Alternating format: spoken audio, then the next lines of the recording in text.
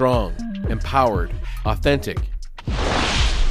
What's up, Ginger Nation? This is Tosh. This is Darren, and you are listening to the Authentic Ginger Podcast.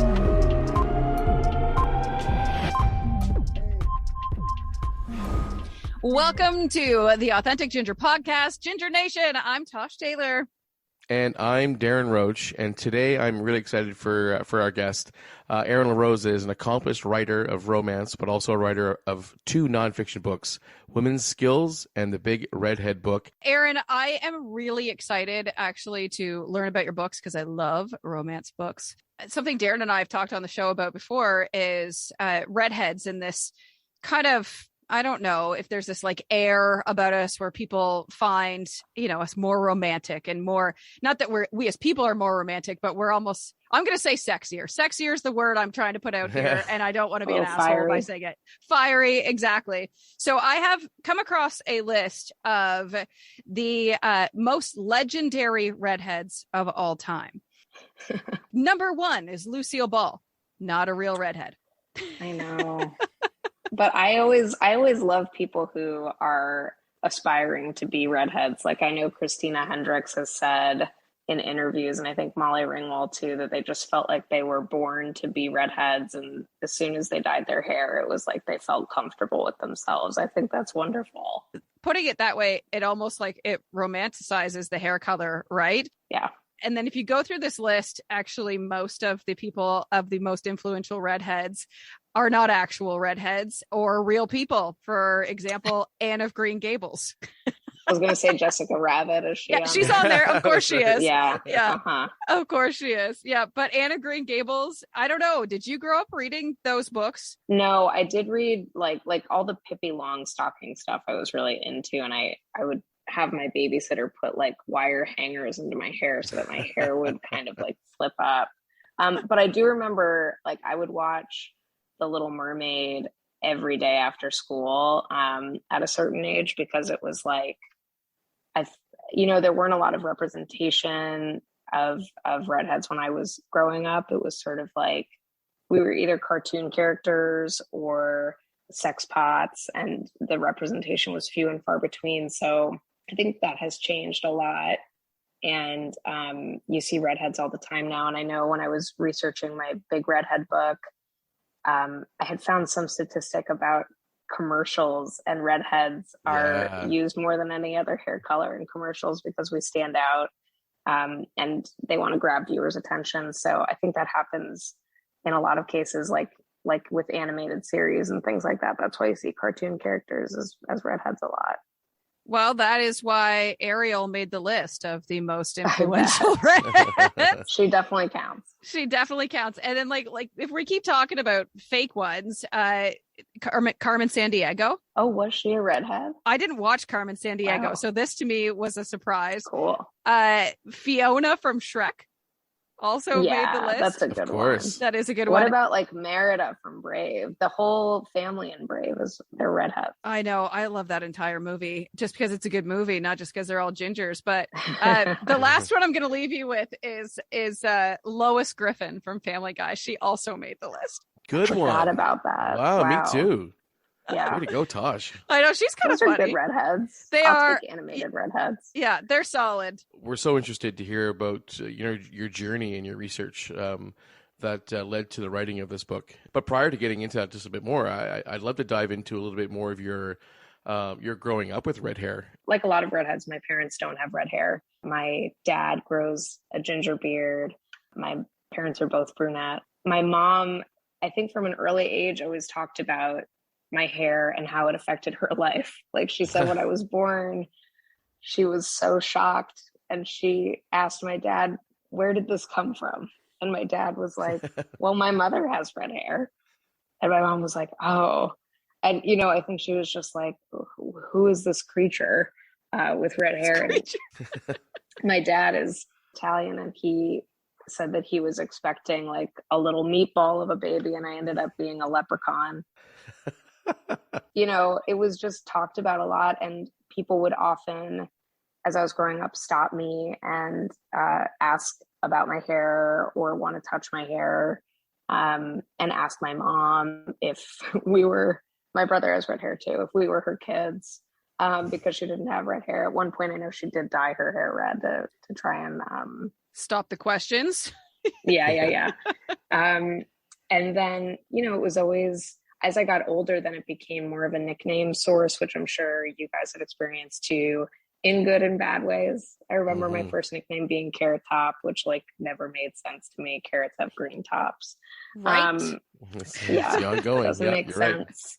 Right. And then in high school, I don't know what language barriers we can cross on this podcast, but whatever you want. Yep. Fire crotch was definitely a point of nickname and discussion, and it's like a lot of how as I got older in my 20s too, when I would go to bars, people would bring up, do the carpets match the drapes? I mean, it just like affected so many aspects of my life, and people would call me red if they wanted to get my attention, and I was usually the only redhead in the room. Did that get to you? Sure. I think it was always like deeply humiliating to have my pubes talked about openly, when I can't think of any other hair color or person where that would be appropriate. That was tough. I think especially as I met more redheads, who became really good friends of mine, it became a source of kind of camaraderie and something we could discuss together and laugh about. I remember when I moved to LA, one of my first friends is this red-haired guy, and we worked together, and we would go get lunch, and people would ask if we were siblings and things like that. We would always say yes, or we would lie or come up with stories. So I don't know. I think it ebbs and flows, but now I'm at a place where I like absolutely love it, and I wouldn't change it for the world. And I get anxious when I think about like going gray and losing my hair color or anything like that. So, because we all know, I think in your book you mentioned, that your hair will kind of skip the next phase of color and go direct to white.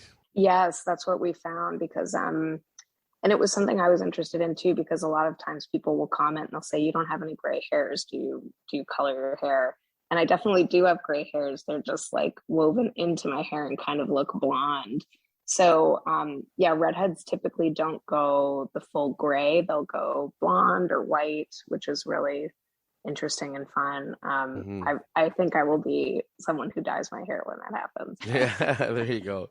So it sounds to me like, the experiences you've had, it wasn't awful, and at the same time it wasn't, hey, this is awesome. But in the same token, as you approached the thought of this, putting this book together and the research for it, there had to be some mystique about, what can I learn about this the red hair that I have that I can share to the world. And one thing I really like that you've put out there as we start getting into this book is the fact that you call the redhead culture, a pop culture. I've been told online over the last, within the last, since we've had our company, Authentic Ginger Clothing, that redheads, it's not a culture. And I always say, bullshit, it's a culture. It is a culture. I want to get your take on that. And why you're so strong in thinking and putting it out there that it's a culture, it's part of pop culture. Let's hear your take on that. I think, red hair has a rich history of being part of culture. I think, what I was looking at in my book is like, how did people treat red hair historically, to get a sense of, was it important? Was it not? And what I was finding was like, if you walk into an art museum and especially go to kind of ancient art, medieval art, all of that stuff, you're going to see a lot of red-haired women being portrayed. And then a lot of also redhead men being portrayed, particularly in villainous roles for the men, which is really interesting. But for the women, painters, which was, I would argue the medium of the time, they didn't have TV, they didn't have commercials to put redheads in. But in order to get people's attention, a lot of these artists would use redheads as models, and that would be how their artwork would stand out, which I found really interesting. And then on top of that, red hair was often used in Shakespearean plays to symbolize Jewishness. A lot of anti-Semitism actually was tied to having red hair. It was a way on stage for people like Shakespeare to symbolize like, this is a Jewish person and they have red hair, like let's put them in a wig and show that, which is fascinating to me. I know that it's something that isn't talked about as much, but I think the way that women are treated versus the way men are treated with red hair is super different. And you were talking about like, you know, I had mostly positive experiences. My brother at one point had dyed his hair blonde, I think because he was so tired of being the redhead. And so I would never do that, but he was someone who had a totally different experience than I did. But in terms of us being a culture, you know, something I've experienced is like, I go to redhead festivals almost yearly before COVID. They have them not just in the US, but globally. It's something where our hair is discussed very openly. And I hate to bring this up, but the South Park episode, Gingivitis, yep. You know, there's a whole episode of TV just about our red hair. And so we obviously are very much a part of pop culture. And when you think of someone like Lucy and I Love Lucy, you'll often just know her as the redhead. And I know Ricky used to call her my favorite redhead before every episode when he would introduce her.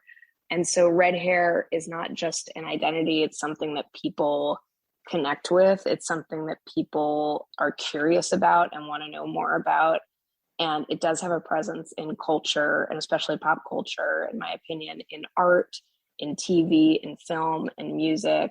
It's more than a hair color. It's a way of life also, because it really does give you very specific experiences in your life that other people can connect to and celebrate. And I've definitely found that through publishing this book, where people will reach out to me and say how seen they feel and how excited they are to celebrate our hair color, which is what I wanted this book to be about. I definitely talk in the book too about tough topics like ginger bullying and things like that. But ultimately, I wanted to create a book that explored our presence in pop culture and how we exist and also make culture with our hair color. The title of your book is The Big Redhead Book Inside the Secret Society of Red Hair. And I love that you called it a secret society, because cool. It's true though. And I'm sure you feel it, this kinship. Like I could walk into a room, see another redhead and give a nod. You know what I mean? Yes. Like you don't. Yeah, exactly. You always have that smile. Or my daughters have quite a few redhead kids at their school. And I just look at them and I'm like, yep, you're the coolest kid in the room. Like I do remember, you know, Julianne Moore is very active in redhead culture. She created a book series, I think called Strawberry Freckle Face, that is catered to redhead children, and I think became like an off-Broadway show. But she talked about whenever she sees other redheads, she gives them a nod and they nod back. And it's just this kind of unspoken hello language. I understand you. I've been through the same things. We should talk. We should hang out kind of thing. But I love that too about being a redhead. Nobody else has that. That's ours. I like that. That is ours. Yeah, absolutely. You've made the book feel exciting right out of the gate. Okay, so to me, I saw the cover. I skimmed through what I had seen inside, and there's things that jumped out at me. Number one, you have some redhead secrets that are plastered in and out of there, which I thought are really cool. One of them, don't call us ginger unless you are a ginger. Yes, I do believe that. Do you guys agree with that? I don't mind being called a ginger. I don't mind it at all, but you're right. I would much rather it came from another ginger. Yeah. Yeah, and you know what? I don't have red hair, but all of my kids have red hair, and they were the inspiration behind our clothing company. And you know, for us, we hadn't really given it that much thought at the very start until we started researching the culture, the redhead culture, and that's when it became pretty clear to us. We did get our hands slapped a little bit in Ireland when we wanted to look at sending our clothing there, and I was told by the consulate there that if you have the word ginger on here on your clothing, it's probably not gonna sell well, because we don't refer to redheads as gingers here in Ireland. That's a root vegetable. So, you know, best not to do that. And I'm like, well, yeah, I know it's a root vegetable, you know, but you've made this book, broken it down into 6 sort of kinds of redheads as sort of the main base behind it, plus facts and fun stuff as well sprinkled in there. But the 6 kinds of redheads you've mentioned are the redheaded vixen, the comic relief redhead, the fiery redhead, the evil ginger, the animated ginge, and the lead ginger. That's Is it possible for you to touch on those 6, starting with the redheaded vixen? Yeah, so what I did was I looked at stereotypes that redheads tend to fall into when they are cast in pop culture. And only, I would say, within the last maybe 5 to 10 years has it really changed that we've become the leading ginge, as I called it, I think, leading ginger. But I tried to really look at gingers on TV film and see where they fell. So there's the stereotype of you being a total sex kitten, and Jessica Rabbit, Christina Hendricks, Mad Men, all of those are really great archetypes for that. Mm-hmm. And what I talk about is that, and I've experienced this personally, but people will kind of assume that because you have red hair, you might be more adventurous in bed, you might be more likely to be a little crazy. I don't know if you guys saw Wedding Crashers, but Isla Fisher's character in that movie plays a crazy, sexy redhead who is willing to do anything in bed. Same thing with Allison Hannigan's character in American Pie, pretty iconically. So those are stereotypes about redheads captured in pop culture. And that's something that if you're a redhead woman, especially, you'll probably get that from someone in your life, assuming that you are going to be this kind of sexy vixen. You're quoted as saying, "Never have I ever been called crazy in bed." I think people will say things to me when I was single and going out to bars, I've had people say "Oh, I bet you're crazy in bed," just without knowing me, kind of first thing. It was interesting because I was looking at some data points around, I think it was Match.com or OkCupid had released data around, who's the best kisser, who's the best in bed. And the data pointed to redheads or who's most adventurous. And when I did a little digging into that, because I wanted to know why that would be, there's a few reasons, if people are projecting on you that they think you're going to be wild in bed, that might put an expectation on you that maybe other hair colors don't have to actually do that. But it also might give you the freedom to kind of express yourself sexually a little bit more because people have this open mind about you. But then I also, when I was looking at Match.com or OkCupid, what I found was that they included natural and dyed hair colors in that data. So if you were a dyed redhead, you were included in that, which I thought was really interesting because then you can kind of come to the conclusion that maybe if you're willing to dye your hair red, it's you want to embody one of those stereotypes, that kind of sexy person. And so that might skew the data where it's maybe not all natural redheads are actually wild in bed, but it's sort of this hair color allows you to be expressing yourself because of the stereotype. Yeah, and they want to live up to the persona. Yeah, exactly. That's right. Yeah. This episode was brought to you by Authentic Ginger Clothing. For more information on Authentic Ginger Clothing, go to www.authenticginger.com. Yeah, when I talk about the leading ginger, kind of what I mean is that you're just allowed to exist as a human without the pressure of your red hair creating a stereotype. So I think great examples of that are Donald Gleason, who was in a great romantic comedy called About Time that I love. And he just stars as a love interest. There's no real mention about his hair color. He doesn't fall into the comic relief redhead that a lot of men are forced to be in. He's not the evil ginger. He's just allowed to exist. And so I talk about the leading ginger as kind of the turning point in pop culture, with us being allowed to exist outside of our hair and just have leading roles that are not tied to one of the other stereotypes. What's funny about that right now too is that a leading guy in Yellowstone, right, Rip, later not allowing him to have his red hair in it, which I wonder, though, if his hair was red, what people would think of him. Would they still feel the same way about him? And would they write to that also? Right. Yeah, exactly. So it's kind of interesting. You're right. The lead, and that makes me think of like Ewan McGregor too. He's been the lead in movies, but never with his natural hair color. I didn't even know he was actually a redhead. Yeah, and it is fun too. Like I was talking a little bit about, I didn't include Riverdale in this book because at the time my editor was like, oh, what if it's only a one-hit wonder and whatever, it's gone for many seasons. But they had, Archie is not a natural redhead, but they have him dye his hair, which I think is really great. And the same with Jamie in Outlander. Yes, he true. is not a natural redhead, but gets dyed hair jobs, which I love. Me too. Oh, yeah. I do cite that as part of yeah, exactly. He's great. But I cite that as part of the turn that we're seeing, which is sort of like people are actually now excited to see red-haired men. And I talk a lot about red-haired men in the book because they're such an untapped resource in the world, and they're so beautiful, and they don't usually get the respect they deserve. So I think we're starting to see that change. Why do we think we're seeing that change? Why? That's a good question. Is it Ed Sheeran? Is it guys like that are out there? I knew you were going for that. I know you did. I know you did.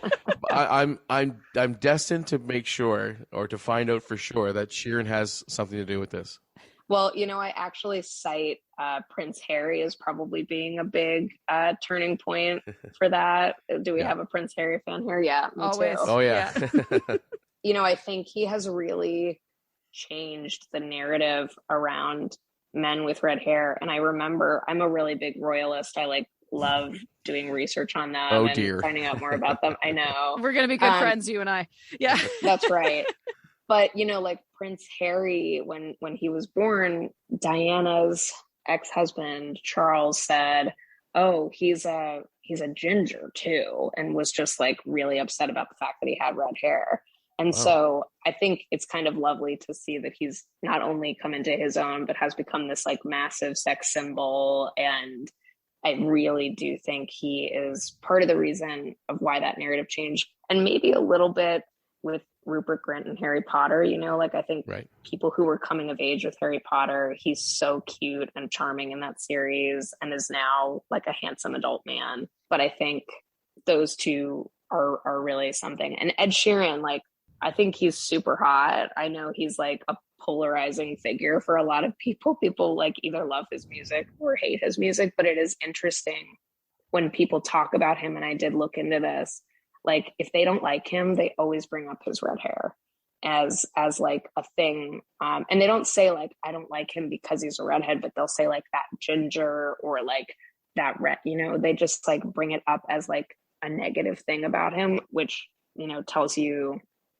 how people still view red hair, and that especially for men, it can be a negative thing, but it's interesting. So then we look at Conan O'Brien, which you do focus in on under the comic relief. Yeah, so the comic relief redhead is a role that is played equally by men and women on the redhead spectrum. We already cited Lucy, right? But there are a lot of great comedic women out there, and I think for men, it's a role that is kind of the class clown side characters, where I saw a lot of red-haired men and women in film and TV popping up. Was they were never the leading person, maybe in the 80s, 90s, but they were always the kind of comic relief character who would come in and kind of be a little bit hapless. And we also saw this even I was looking into Greek and Roman plays, and they would often make kind of this is the evolution of it, but initially it would be the hapless kind of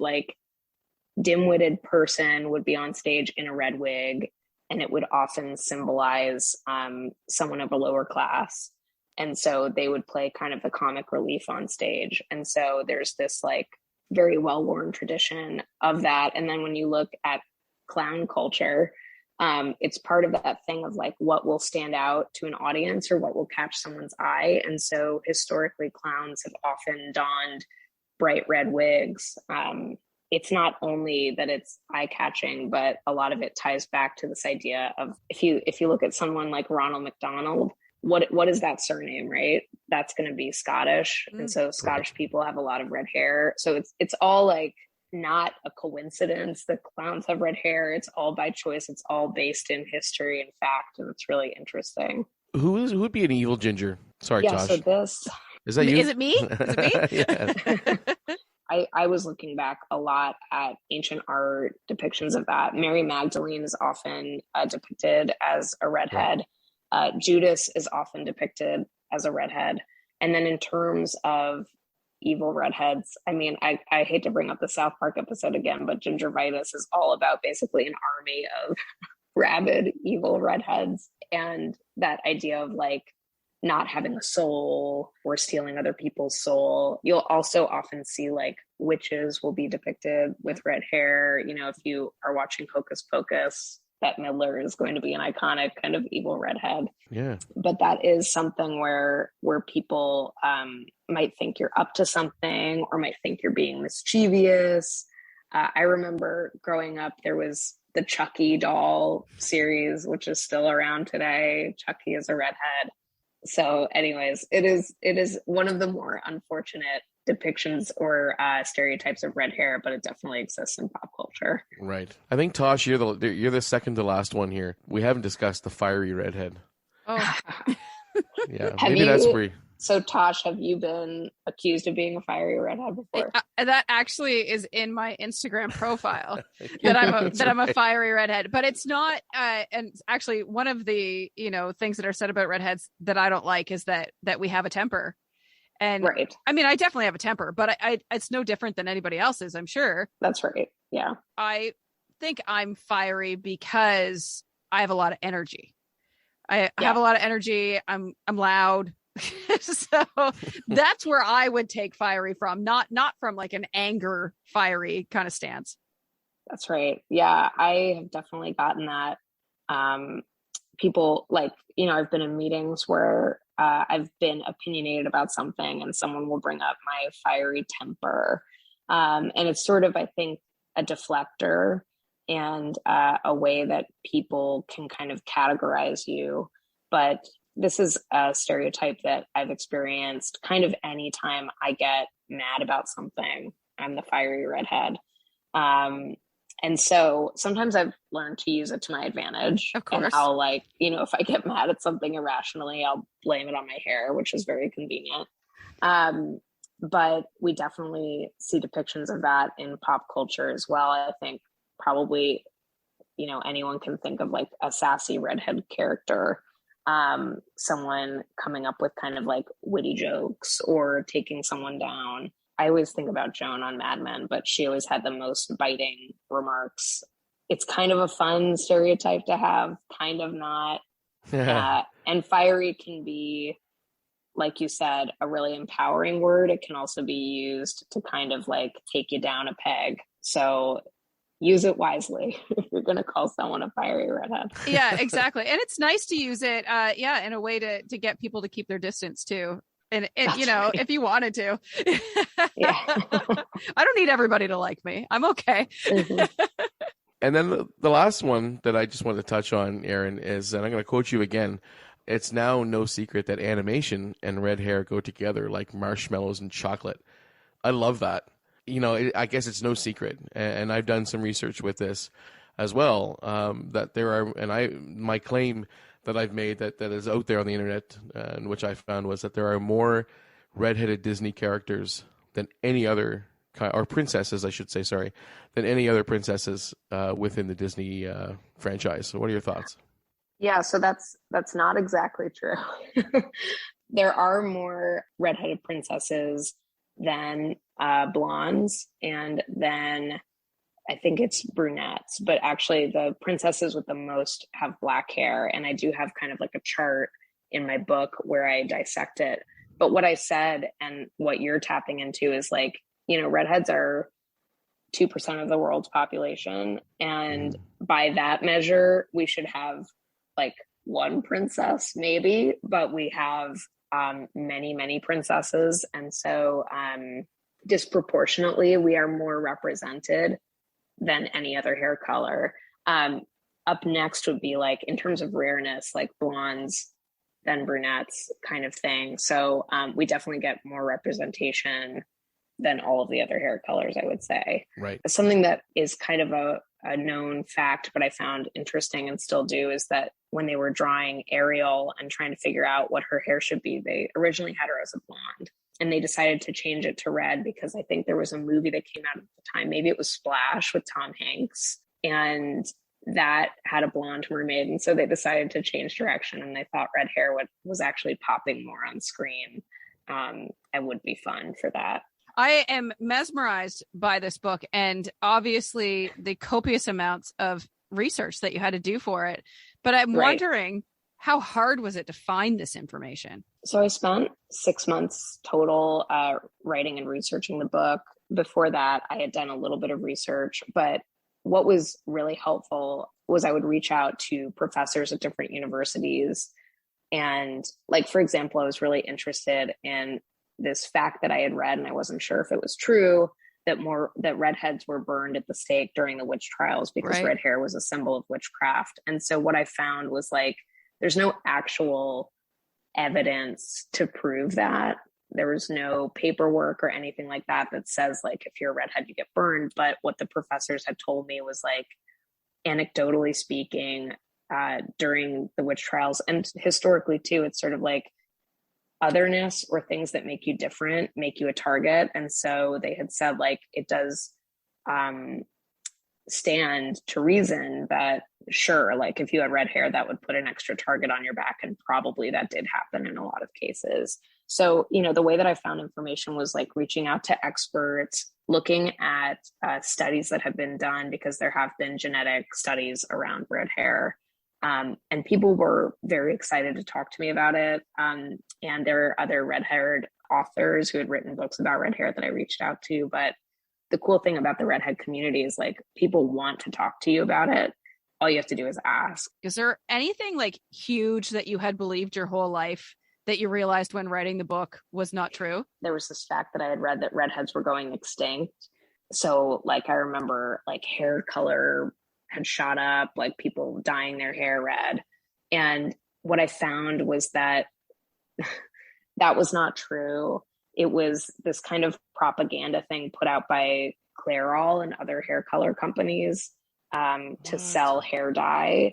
And so, because that's, when you look at the data, it's like, that's not actually how recessive genes work. They don't just like weed out. They like, you as a red-haired mother and me as a red-haired mother, I've passed those genes on, and they will continue to thrive.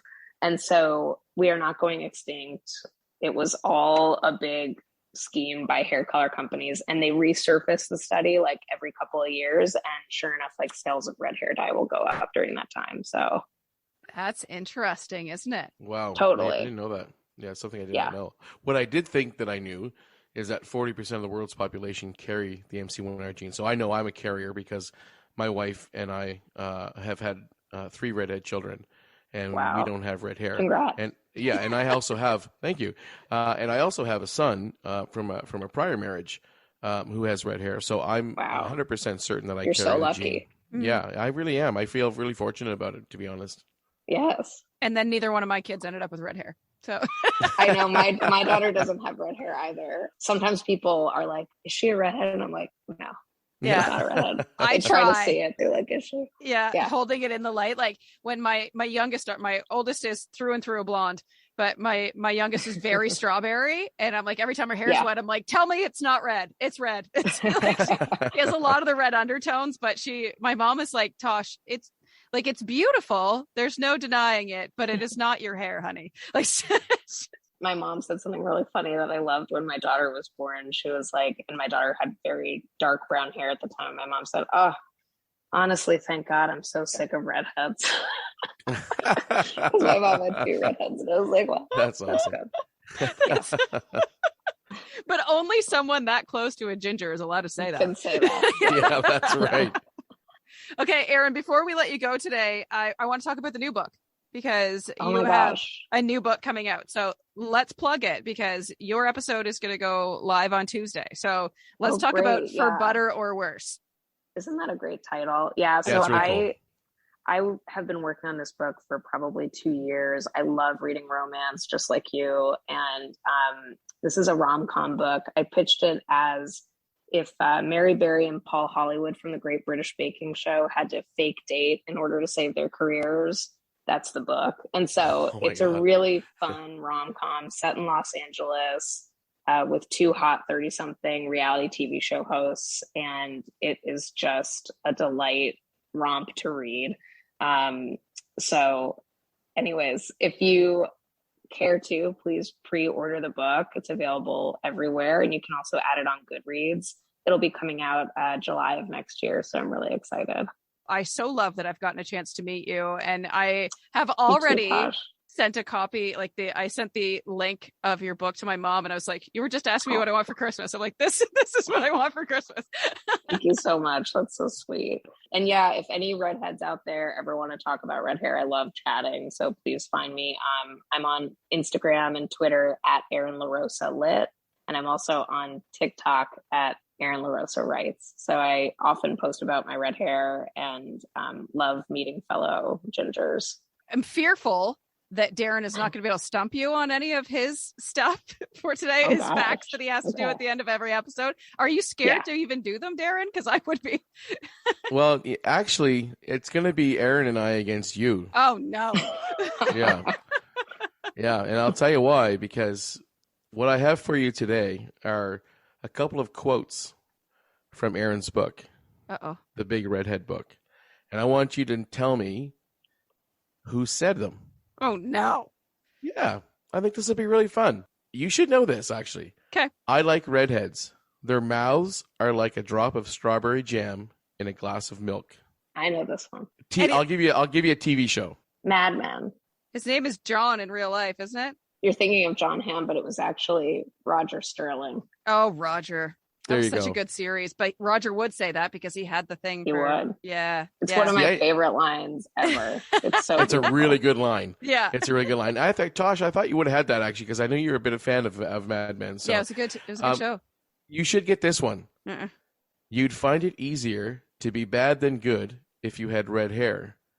People who hadn't red hair or haven't red hair don't know what trouble is. So she's a mystic character out of Prince Edward Island. Oh, of course it was Anne. Yeah, Anne of Green Gables. Okay, Lucy Maud Montgomery wrote that, not Anne. I shouldn't credit Anne for that. Awesome.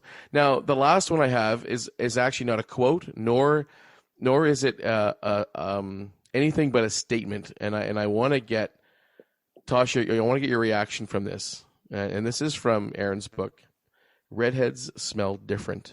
You have said that before, and I disagreed with you, but I can't smell myself, so I don't know. Erin, I need to know a little bit more about this. I was really, really interested in this. So there was a book that I read many years ago. I think it was just called Perfume, but it was about a serial killer who only wanted to kill redheads because they smelled different. What? And wow. So I started looking into that, and there actually was a perfumist who, I think it was in the 1700s or 1800s, had done, his own study about the different smells that each hair color had. And he had said that redheads smelled earthier, that we smelled more like connected to the soil and the earth than other hair colors. And so there's truth and not truth to that. So what I did find was that because of our melanin and the way that it affects our skin, it does actually change the smell of things, because our skin can be a little bit more acidic than other hair colors. So it does change the way that a perfume that I would wear might smell different and totally different on a blonde or a brunette. And that is because of the makeup of our skin, and the acidity does change the way we smell. That makes me wonder, because my favorite scents are earthy scents like patchouli, cedar. You're just smelling yourself. I love me. There you go. That's you. This was so fun. Thank you so much. Can we shout out where we can get this book and other books that, Erin, you write? Yeah, so all of my books, the Big Redhead book, For Better or Worse, Woman Skills, are available at Amazon, Barnes and Nobles, IndieBound, really wherever you buy books, I would suggest. And if you find me on social, I usually have links in my profile to buy them. So feel free to do some holiday shopping. They're right around the corner. Awesome. It's been a treat, Erin. Thank you so much for joining us today. You've been listening to the Authentic Ginger Podcast. Become a part of the Ginger Nation by liking, subscribing, following, and leaving a review wherever you listen to podcasts. This podcast was produced by Tosh Taylor of the Podcast Hub Productions. Find her online at podcasthub.ca.